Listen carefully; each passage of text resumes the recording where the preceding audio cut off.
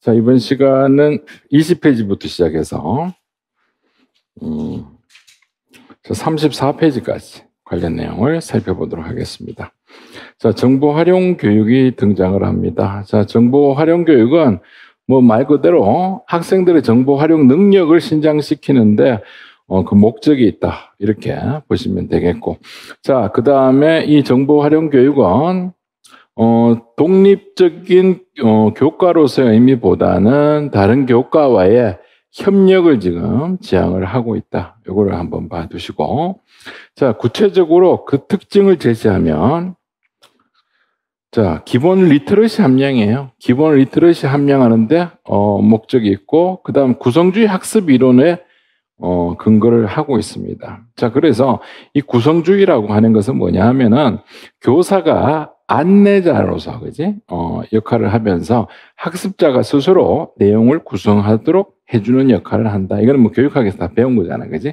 자, 그래서 구성주의 학습 이론은, 학습이라고 하는 것은 학생들이, 자, 사전 경험, 그 다음에 지식, 배경 지식, 이런 것들을 통해서 새로운 지식을 구성하고 의미를 공유하는 과정이고, 다른 구성원과의 상호작용, 즉 사회성을 강조를 하는 겁니다. 그죠? 예, 사회성을 강조를 하고 탐구 수업과 다양한 정보 자료를 활용하는 교수 전략을 강조하고 있더라. 그래서 이 정보 활용 교육도 역시 뭐다?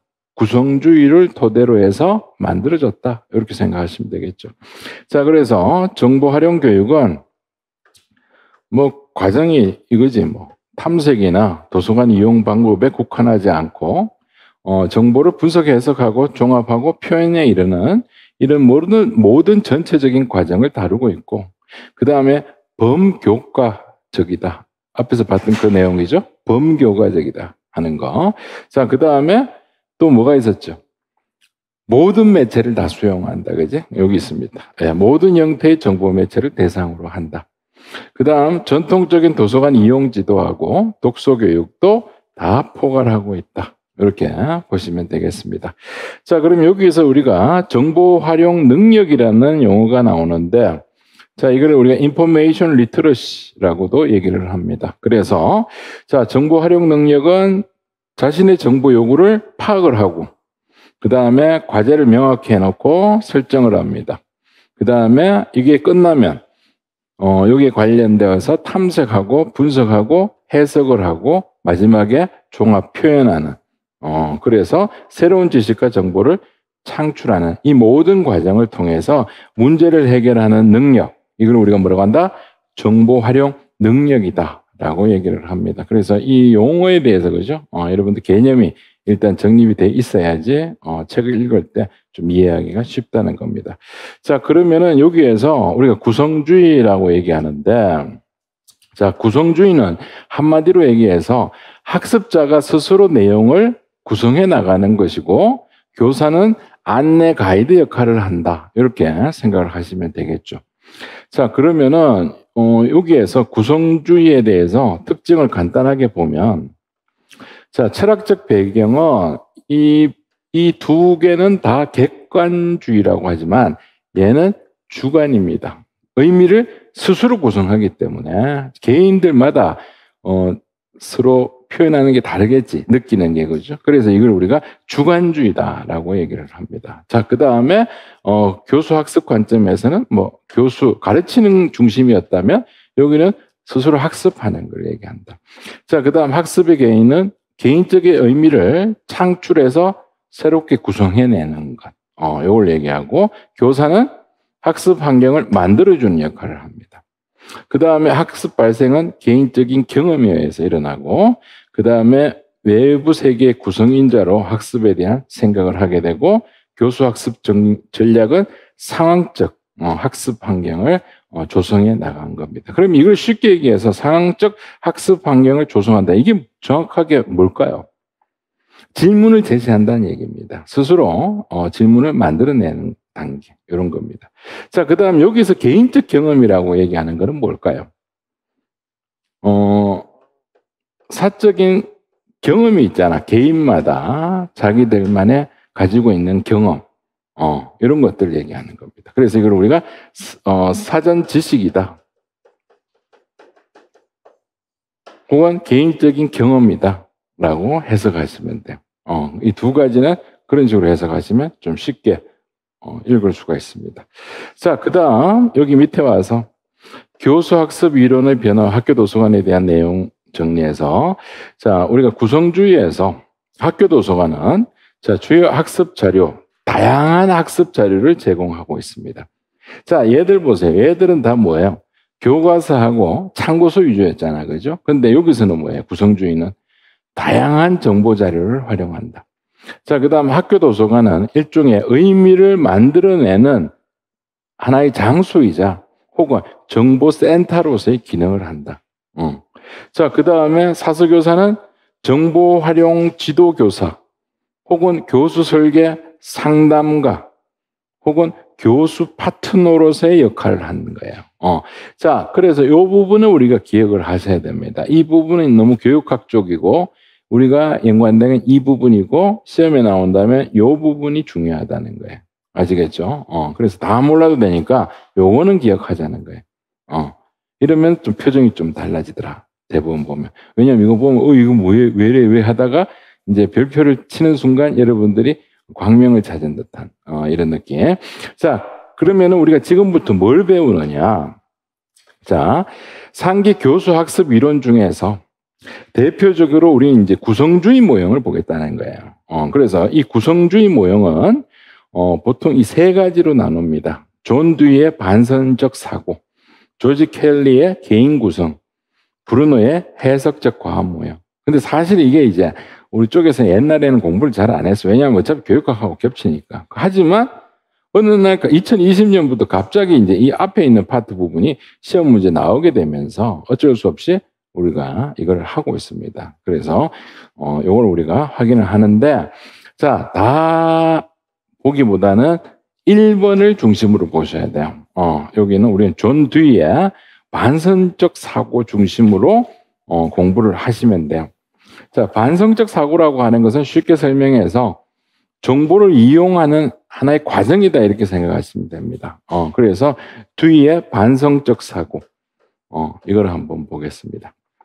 자, 반성적 사고가 나타나는 과정이 성장 경험을 통해 반성적 사고가 나타난다 이렇게 보시면 되는데, 자, 성장이라고 하는 것은 본인의 경험을 재구성 혹은 재조직한다라고 생각하시면 돼요. 그래서 사람은 이러한 자신의 경험을 재구성하는 과정을 통해서 성장한다라고 이분이 주장을 한 겁니다.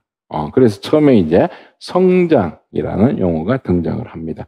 자, 그 다음에 경험의 재구성이라고 했잖아. 그래서 여기서 경험이라고 말하는 것은 수동적인 게 아니라 행위나 행위로 인한 결과에 대한 반성을 연결합니다. 그래서 이거는 이 경험은 반성적 사고와 연관이 되는 거예요. 그래서 여기서는 중요한 건 바로 이게 된다는 거예요. 반성적 사고. 자, 그래서 시험에는 이 부분 중심으로 나올 것이다. 반성적 사고. 자, 그러면 반성적 사고라고 하는 것은 자, 논리적 자아 혹은 자아 성찰, 자아 기능의 성찰을 통해서 전개되는 사고작용입니다. 자, 그래서 반성적 사고의 과정은, 자, 지금부터 중요해요.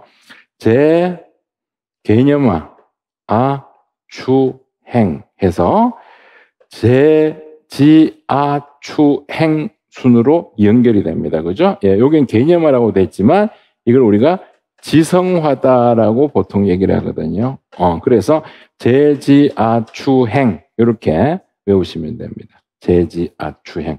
의 5단계로 구분을 합니다. 그래서 반성적 사고를 통해 학습이 이루어진다고 보았으면 정보를 이용하는 과정은 곧 이거의 뭐라고 한다? 반성적 사고의 과정이다 라고 얘기를 한다는 겁니다. 자, 외우실 때 어떻게 외운다? 제지와 추행으로 외운다. 그죠? 그래서 시험 문제 나온다면 이 표가 나올 가능성이 높다 해서 내가 굵은 글씨를 미리 해드렸습니다. 자, 제안부터 들어갑니다. 자, 제안이라고 하는 것은 문제사항을 일단 인식하는 거예요.